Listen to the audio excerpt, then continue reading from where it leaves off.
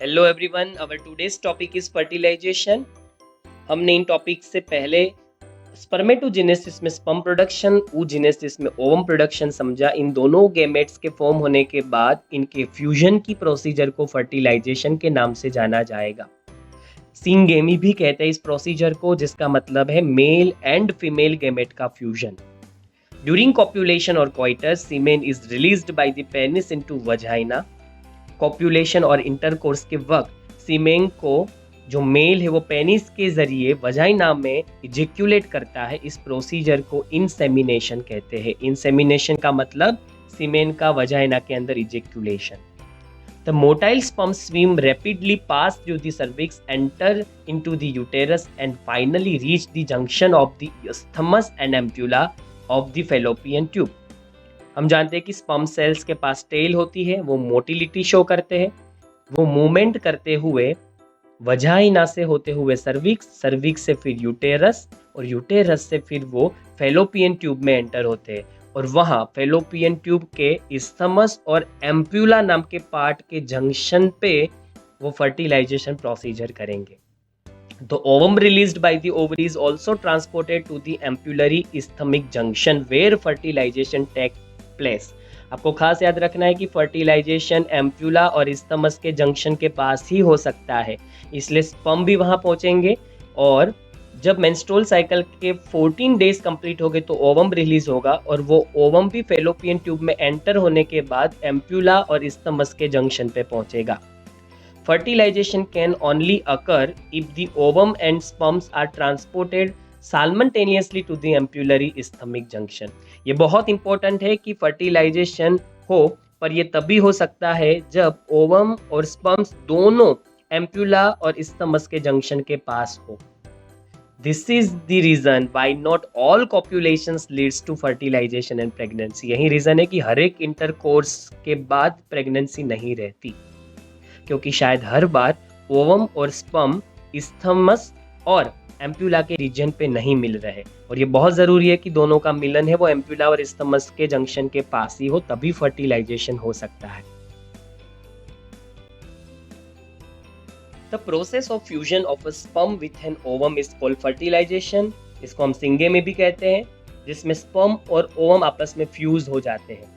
During fertilization, a sperm comes in contact with the zona pellucida layer of the ovum.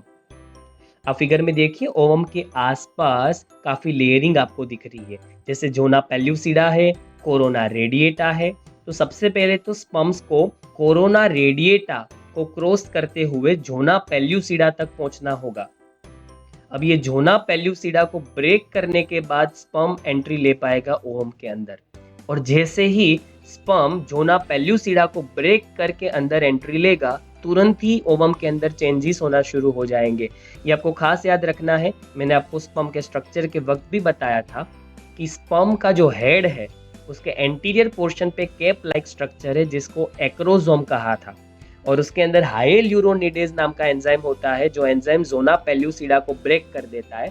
और सीमेन में जो sperm थे, उन sperm का जो हेड है वो जोना पेल्यूसिडा को क्रॉस करते हुए ओवम के अंदर चला जाता है। Thus, it ensures the only one sperm can fertilize an ovum. ये जो चेंज होता है ओवम के अंदर, एक स्पर्म के हेड के अंदर एंटर होने के बाद उस चेंज की वजह से दूसरा स्पर्म ओवम में एंटर नहीं हो पाता। इसका मतलब है एक स्पर्म अगर जोना पेल्यूसिडा को क्रॉस कर लेता है, ब्रेक करके अंदर पहुंच जाता है, तो दूसरा स्पर्म अंदर एंटर नहीं हो पाता। The secretion of the acrosome help the sperm enter into the cytoplasm of the ovum through the zona pellucida and the plasma membrane. मैंने आपको अभी ही बताया कि स्पर्म के हेड पे जो एक्रोसोम होता है उसके अंदर हाइल्यूरोनिडेज नाम का एंजाइम होता है, वो जोना पेल्यूसिडा को ब्रेक करने में हेल्प करता है, और जोना पेल्यूसिडा को ब्रेक करने के बाद स्पर्म का जो हेड है वो प्लाज्मा मेम्ब्रेन को भी ब्रेक करके ओवम के अंदर पहुंच जाता है। This induces the completion of the meiotic division of the secondary oocyte. मैंने आपको oogenesis के वक्त बताया था कि आइडियली जो meiosis 2 है वो फिनिश होता है स्पर्म की ओवम में एंट्री होने के बाद। तो आपको फिगर में दिख रहा है कि सेकेंडरी oocyte ने मियोसिस 2 को कंप्लीट नहीं किया था, वो मेटाफेज 2 के अंदर अरेस्ट हो गया था। पर जैसे ही स्पर्म उसके अंदर एंटर हुआ तो सेकेंडरी oocyte, जिसको हम अभी ओवम कह रहे थे, वो मियोसिस 2 कंप्लीट कर लेता है और फिर वो कन्वर्ट हो जाता है ओवम के अंदर। इस तरीके से मियोटिक डिवीजन पूरा हुआ और अब ये सेकेंडरी oocyte ओवम बन चुका है। The second meiotic division is also unequal and result into the formation of a second polar body and a haploid ovum. Secondary meiosis के पूरे होते ही 2 सेल्स फॉर्म होते हैं और ये अनइक्वल डिवीजन है, इसलिए एक बनेगा छोटा सेल जिसको सेकंड पोलर बॉडी कहेंगे और एक बनेगा ओवम जिसको ऊटिड भी कहते हैं। इसका मतलब हम अभी तक जिसको ओवम कह रहे थे वो एक्चुअल में सेकेंडरी oocyte था। ओवम तो वो तब बना जब स्पर्म उसके अंदर एंटर हुआ और ये डिवीजन कंप्लीट हुआ। Soon the haploid nucleus of the sperms and that of ovum fuse together to form a diploid zygote. और इसके बाद क्या होगा, 23 क्रोमोसोम्स ओवम के और 23 क्रोमोसोम स्पर्म के आपस में फ्यूज हो जाएंगे और वो हो जाएंगे 46 क्रोमोसोम और बन जाएगा जाइगोट। जाइगोट को हम डिप्लॉइड कहते हैं क्योंकि उसके अंदर 46 क्रोमोसोम है, हर एक क्रोमोसोम की 2-2 copies. Sex determination is the new topic. The chromosomes pattern in the human female is XX and that in the male is XY. 10th standard में आप पढ़ चुके होंगे और ये डिटर्मिनेशन हम चैप्टर 5 में और डिटेल में पढ़ेंगे। आप सब जानते हैं कि हमारी बॉडी में जो सेल्स है वो सारे सेल्स में 46 क्रोमोसोम है क्योंकि हम डिप्लॉइड ऑर्गेनिज्म है। ये 46 क्रोमोसोम जो है, ये क्रोमोसोम्स में हर एक क्रोमोसोम की हमारे पास 2-2 कॉपी है। तो अगर इन क्रोमोसोम्स की हम पेयर बनाए तो 46 क्रोमोसोम अगर 2-2 क्रोमोसोम्स की पेयर में अलाइन हो जाते हैं तो बनेंगे 23 पेयर्ड ऑफ क्रोमोसोम। तो 23 पेयर क्रोमोसोम्स हमारे सेल्स में होते हैं।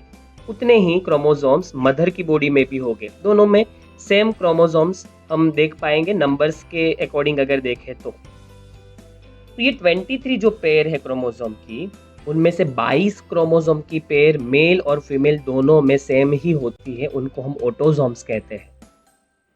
22 क्रोमोसोमल पेयर मतलब टोटल 44 क्रोमोसोम्स और वही सेम 22 क्रोमोसोमल पेयर मदर के अंदर मतलब 44 क्रोमोसोम्स इक्वल हो गए, सेम हो गए। पर जो 23 नंबर की पेयर है वो मेल और फीमेल में अलग अलग होती है। मेल के अंदर वो 23 नंबर की पेयर में एक क्रोमोसोम X नाम का होगा और दूसरा Y, और फीमेल के अंदर वो 23 नंबर की पेयर में दोनों क्रोमोसोम X होंगे।